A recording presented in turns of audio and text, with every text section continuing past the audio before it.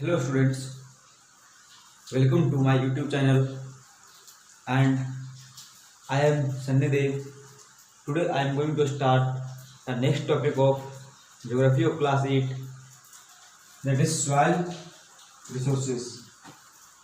तो soil resources में जो लास्ट वीडियो मैंने अपलोड किया था उसमें जो soil resources था उसमें टाइप्स ऑफ soil के बारे में, इम्पोर्टेंस ऑफ सॉइल के बारे में डिस्कस किया था।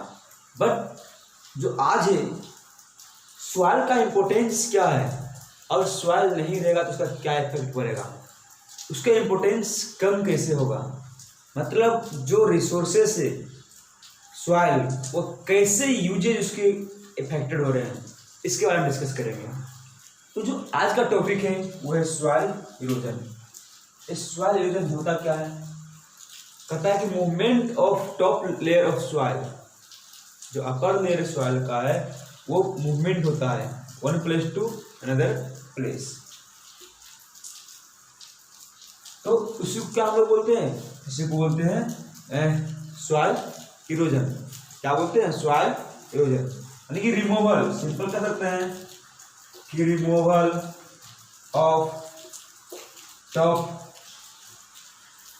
top layer of soil by अब ये जो कई सारे एजेंट्स हैं बाय डिफरेंट एजेंट्स लाइक, अब सॉइल जो रिमूव करेगा वो जरूरी नहीं है कि एक ही कारण हो उसका हो, बहुत सारे उसका एजेंट्स है, जैसे लाइक विंड के कारण में क्या होता है कि one place to another place का मूवमेंट होता है। रनिंग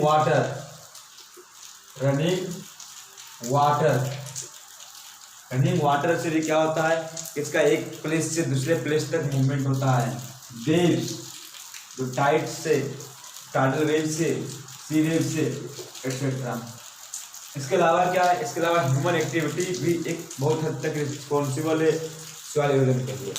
तो सॉइल इरोजन क्या हो गया, removal of top layer of soil is called soil erosion. Simply याद रखना है कि removal of top layer of soil is called soil erosion. और ये जो सॉइल इरोजन है इसके कई सारे फैक्टर्स हैं। इसके क्या इफेक्ट पड़ेंगे कि सॉइल इरोजन का मतलब हो गया कि जो सॉइल है, जो उसका अपर टॉप लेयर की बात कर रहे हैं, जो टेक्सचर टॉप लेयर की बात की है, तो अब मान लो कि पूरा क्या है, सॉइल है। तो जो इसका टॉप लेयर है जहाँ पर क्या होती है कि जहाँ पर क्रॉप ग्रो करते हैं, यानी क्रॉप ग्रो करते हैं, प्लांट्स ग्रो करते हैं, इसका मतलब है कि उसमें फर्टिलिटी होती है। क्या होती है, फर्टिलिटी होती है। तो फर्टिलिटी क्या होगा, इसका धीरे धीरे लूज कर जाएगा। तो जब फर्टिलिटी लूज कर जाएगा तो जो प्रोडक्शन है क्रॉप्स का या तो जो ग्रोथ रेट है वो इफेक्टेड होगा। तो इसलिए इस जो लूज हो रहे हैं, ये जो सॉइल इरोजन हो रहे हैं, जो फर्टिलिटी लूज हो रही है, इसको कंजर्व करना जरूरी है। इसको हम लोग बोलते हैं कंजर्वेशन ऑफ सॉइल। जो सॉइल को कंजर्व करना है, क्या कंजर्व करना है, तो जो ये रिमूवल हो रहा है इसको कंट्रोल करना है, इसी को हम लोग बोलते हैं सॉइल कंजर्वेशन। तो सबसे पहले हम लोग बात करते हैं कि इसका जो मेन फैक्टर्स कौन कौन से हैं उसके बारे में। सॉइल इरोजन का मेन फैक्टर्स कौन कौन से हैं, क्यों सॉइल इरोजन हो रहा है।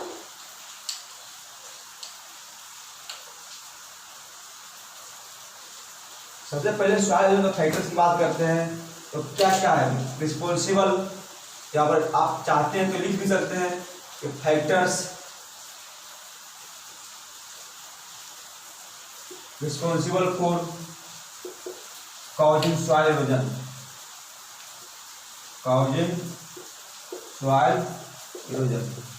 ये कौन कौन से कि जो मेजर फैक्टर्स है सॉइल इरोजन का वो कौन कौन से हैं, किस कारण से सॉइल क्या हो रहा है, इरोडेड हो रहा है, उसके बारे में बात करते हैं। तो जो सबसे पहला फैक्टर है नंबर 1, वह uncontrolled run of surface water. Uncontrolled run of surface water. Number 2 की बात करते हैं तो नंबर 2 क्या है, तो over grazing of land. Over grazing of land.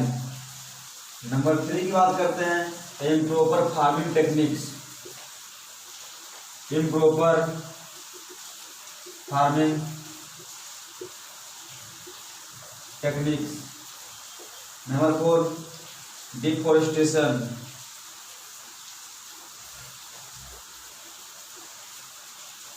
Deforestation.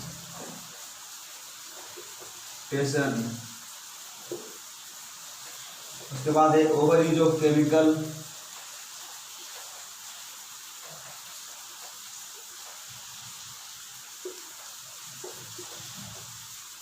Pesticides and fertilisers.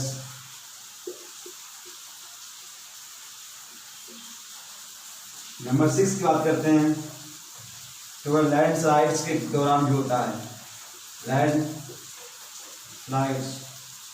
7 की बात करते हैं तो floods, strong wind and rainfall.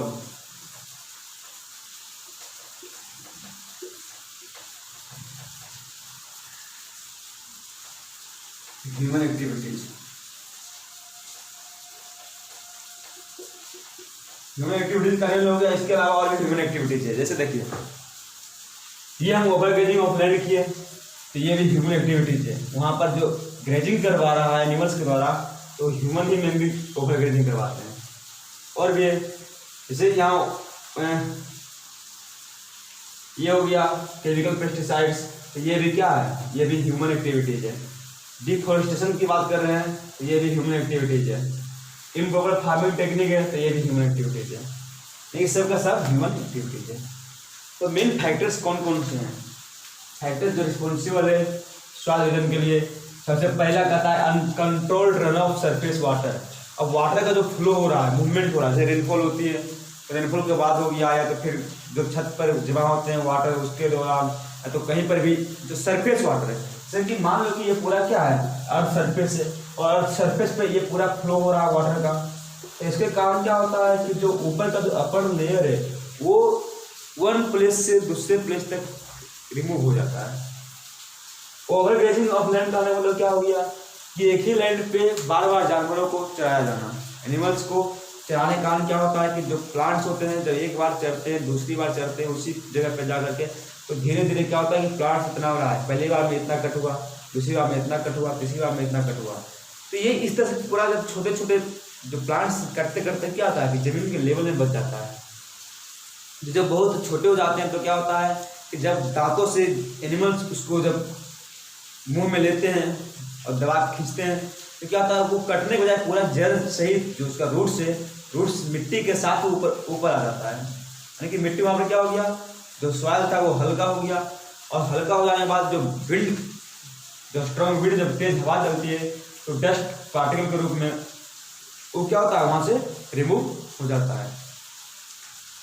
Improper farmer technique, इससे बहुत सारे जो खेत होते हैं, फील्ड होते हैं, वो ढलान होते हैं। तो मान लो कि खेत का ढलान इस साइड है, पानी इधर की ओर है, तो इसको हम यदि इसी तरह हम जुताई करेंगे खेतों का तो बीच में एक जैसे नाली टाइप का बन जाता है।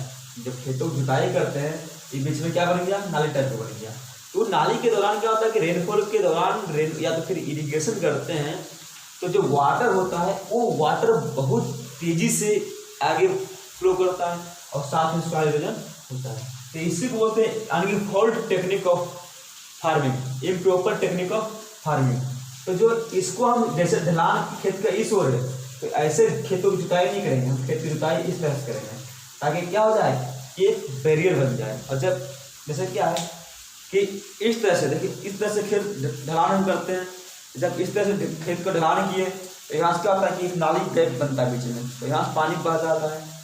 लेकिन ये ढलान को हम यदि इस तरह कर दें तो ये जो क्या है एक नाली के रूप में बन गया, तो ये बीच में क्या होता है बैरियर बन गया। तो ये बैरियर वाटर रुक रुक के फ्लो करता है।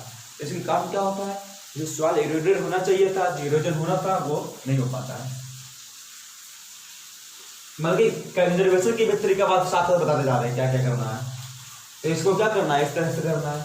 डिफॉरेस्टेशन यानी कि जो प्लांट्स होते हैं, ट्री होते हैं, उसके जो रूट्स होते हैं वो सॉइल को बांध करके रखते हैं, सॉइल को इस तरह पूरा पकड़े हुए रहते हैं रूट्स के द्वारा। लेकिन जब ये सॉइल को कट कर देंगे, मतलब कि सॉरी फॉरेस्ट कट कर देंगे, ट्री कट कर देंगे, तो जो रूट्स को कंबाइंड किए हुए था, बाइंड करके रखे था, वो छूट जाता है। तो वो सॉइल क्या हो जाता है कि वो इजिली रिमूव हो जाता है। तो डिफॉरेस्टेशन भी एक फैक्टर बनता है। फिर कहता है over use of chemical pesticides and fertilisers. अब इसमें सॉइल इरोजन नहीं होता है, बल्कि इसकी जो फर्टिलिटी होती है वो क्या होती है, लूज कर जाती है। इसमें जो फर्टिलिटी होती है वो लूज कर जाती है। अधिक मात्रा में हम केमिकल पेस्टिसाइड्स या तो फिर विडिसाइड्स या तो फिर फर्टिलाइजर यूज करते हैं, तो क्या होता है, उसको फर्टिलिटी उसको लूज कर देती है। कहता है लैंडस्लाइड्स। अब रेनफॉल के हैवी रेनफॉल के दौरान क्या होता है कि माउंटेनियस रीजन में जो बहुत बड़ा चट्टान से होते हैं वो लैंड्स क्या होते हैं, वो स्लाइड कर जाते हैं, यानी कि वहां से भी इरोजन होता है। स्ट्रॉन्ग विंड रेनफॉल कहाँ काम करेगा, ऑलरेडी हम डिस्कस कर चुके हैं। ओके, इसके बाद बात करते हैं कि ये तो सॉइल इरोजन हुआ, अब होने से क्या इफेक्ट पड़ा, तो फर्टिलिटी क्या होती है, लूज कर जाएगी। तो इससे प्रॉब्लम्स क्या होगा, और क्या है कि नदियों साइड में, रिवर के साइड में लगातार सॉइल इरोजन हो रहा है, जिसके कारण नदियां जो है रिवर से वो चौड़ी होते जा रही है और लैंड जो क्या होते जा रहा है, कम होते जा रहा है। हमको करना क्या है कि सॉइल को इरोजन करना है। सॉइल इरोजन समझ में आ गया क्या होता है। अब कंजर्वेशन ऑफ सॉइल हम लोग देखते हैं।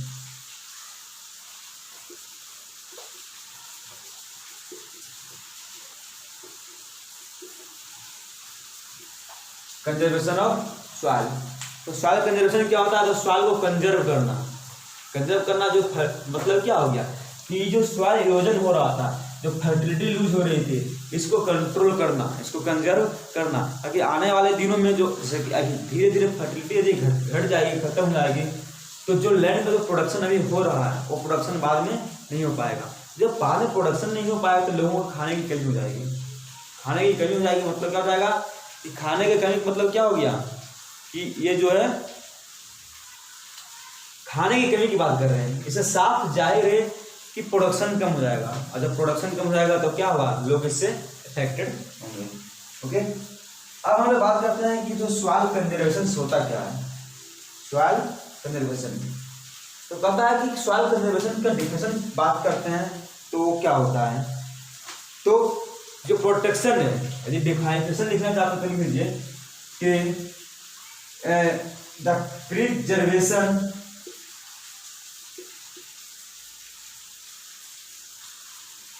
protection and efficient utilization of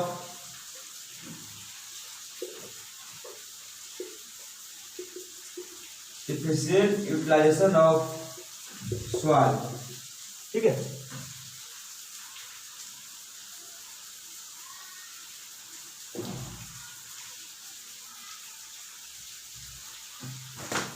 clear हो गया। called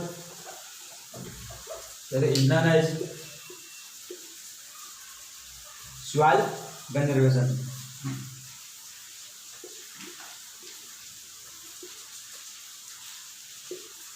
आज का मेथड्स क्या है, मेथड्स जो है मेथड्स ऑफ सॉइल कंजर्वेशन, मतलब बात साफ हो गया कि सॉइल को कंजर्व करना, यानी कि जो मेथड्स हम अप्लाई करते हैं कंजर्व करने के लिए, उसको बोलते हैं कंजर्वेशन ऑफ सॉइल। अब कंजर्वेशन ऑफ सॉइल में बहुत सारे मेथड्स है, कैसे कंजर्व करेंगे। सबसे पहले बात करते हैं तो वो है एफॉरेस्टेशन। क्या है, एफॉरेस्टेशन। नंबर 2 की बात करते हैं तो उसके बाद हो गया काउंटर बंडिंग, काउंटर बंडिंग या तो हम बोलते हैं फ्लोइंग, काउंटर फ्लोइंग। उसके बाद बात करते हैं टेरेस फार्मिंग, टेरेस फार्मिंग। और कौन सा मेथड अप्लाई करेंगे तो कर सकते हैं कि to control over grazing, to control over grazing. पास की बात करते हैं तो जो हम लोग होता है स्ट्रिप क्रॉपिंग, तो इस प्रकार से और भी है मल्चिंग, स्ट्रिप क्रॉपिंग,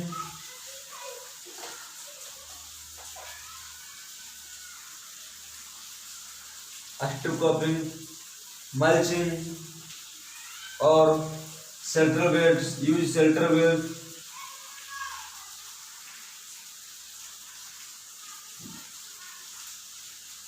एक्सेट्रा। तो ये सब मेन मेथड से जिससे हम सॉइल कंजर्व कर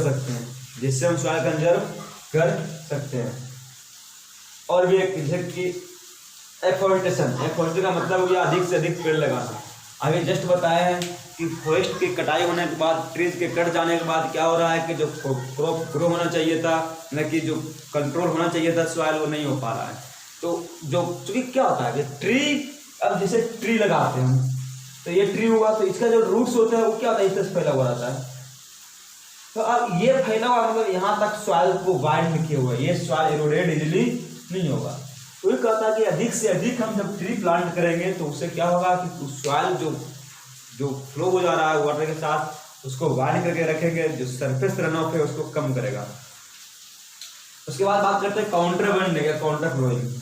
तो बताया थे कि मान लो कि कुछ हम चीज लेते हैं, अब मान लो खेत इस तरह ढलान है, एक ढलान है खेत, यदि हम जुताई ऐसे करेंगे इस फॉर्म में तो क्या होगा कि क्रेविंग टाइप का, नाली टाइप का बन जाएगा और वाटर पूरा फ्लो हो जाएगा। इसलिए इसको हम क्या करते हैं, यदि हम ऐसे करके जुताई करेंगे तो अब खेत इस तरह से खेत है और अब इस तरह से उसको क्या कर रहे हैं, फ्लोइंग कर रहे हैं, वो बोलते हैं काउंटर फ्लोइंग। तो यहाँ से पानी डालेंगे, पानी पहले यहाँ आएगा, फिर इससे रुकेगा, फिर रुकने के बाद ओवरफ्लो होगा तब इसमें आएगा, ओवरफ्लो होगा तब इसमें आएगा। यानी कि जो वाटर का जो सरफेस जो रन ऑफ है वो कंट्रोल हो जाएगा, इससे सॉइल इरोजन नहीं हो पाएगा। फिर कहता है कि टेरेस फार्मिंग। तो जहाँ माउंटेनियस रीजन में है तो टेरेस के प्रकार का इस तरह से क्या करते हैं हम लोग, एक टेरेस बनाया ऐसे, फिर दूसरा टेरेस ऐसे बनाते हैं, यानी कि सीढ़ी के जैसे सीढ़ी देखे होंगे, टेरेस आप लोग देखे हैं कि एक खेत इतना बड़ा है, ढलान है, इसको क्या करते हैं, मिट्टी को कट करते हैं और कट करने के बाद इसको खेत को इस साइज में बनाते हैं, सीढ़ी के साइज में, कि यहाँ से पानी गिरे तो स्पीड कम हो के यहाँ गिरे, और यहाँ से गिरे फिर स्पीड कम, और उसको ही क्या करते हैं, रॉक डैम बना देते हैं ताकि वाटर कंट्रोल हुआ रहे। तो ऐसे कंडीशन में क्या होता है कि टेरेस फार्मिंग बनाते हैं जिससे वाटर का जो फ्लो है वो कम हो जाता है। तो ओवर ग्रेजिंग पे कंट्रोल करना है, ऑलरेडी डिस्कस कर चुके हैं। स्ट्रिप क्रॉपिंग क्या होता है, इसको लोग बोलते हैं इंटर क्रॉपिंग। जैसे यहाँ पर दूसरा क्रॉप ग्रो करेंगे, फिर यहाँ पर क्या करेंगे, दूसरा क्रॉप ग्रो करेंगे, यानी कि स्ट्रिप सीजन के साथ में ये कुछ पहले कटाई हो जाए, ये क्रॉप ग्रो किए, इसका हार्वेस्टिंग कुछ पहले हो जाएगा, इसका कुछ बाद होगा, फिर दूसरा क्रॉप ग्रो कर देंगे। तो ये इसको बोलते हैं स्ट्रिप क्रॉपिंग। दो यानी कि रो वाइज क्रॉप लगाना, एक रो हो गया, दूसरा रो हो गया, तो जो रो वाइज क्रॉपिंग करते हैं उसको बोलते हैं स्ट्रिप क्रॉपिंग। ओके, तो क्या मल्चिंग क्या है कि मल्चिंग का आने का मतलब हो गया कि दो, इधर भी प्लांट है, इधर भी प्लांट है, इसके बीच में जो लैंड है, तो दोनों तरफ प्लांट लगाते हैं खाली जगहों पे, तो इससे जो झरने वाले पत्ते हैं वो क्या होते हैं, सब इस पे गिर जाते हैं। यहाँ से इसके जो लिप्स से यहाँ गिरेंगे और गिरने के बाद क्या होगा, मल्चिंग करने वाला क्या हो गया कि इस प्रकार से अप्लाई करना है कि दोनों गैप के दिए दोनों साइड में प्लांट्स ग्रो करें। और इसका जो इसे होता कैसे कि इससे जो गिरने वाले लिप्स है ये गिरते यहाँ पे और गिरने के बाद क्या होता है उसी पर रह जाते हैं।